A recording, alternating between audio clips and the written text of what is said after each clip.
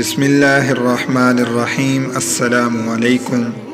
پیارے دوستو، ویڈیو میں آگے بڑھنے سے پہلے آپ سے ایک چھوٹی سی گزارش ہے کہ احادیث مبارکہ، اقوال زرعی، سبق آموز قصے، کہانیوں اور اسلامی واقعات کی ویڈیوز دیکھنے کے لیے ہمارا چینل دستور حیات سبسکرائب کر کے بیل آئیکن کو آل پر کلک کر لیں تاکہ ہماری ہر ویڈیو آپ کو ملتی رہے۔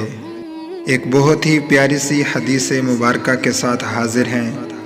پیارے دوستو، رسول اللہ صلی اللہ علیہ وسلم نے ایک آدمی کے ہاتھ میں پیتل کا کڑا دیکھا تو فرمایا، تجھ پر افسوس ہے، تو نے کیا کر دیا؟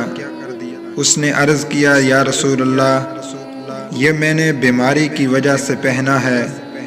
تو رسول اللہ صلی اللہ علیہ وسلم نے فرمایا، اس سے تیری بیماری میں اضافہ ہی ہوگا، اس کڑے کو تو اتار دے، کیونکہ اگر تو اس حالت میں مر گیا تو تو کبھی بھی فلاح پانے والوں میں نہیں ہوگا۔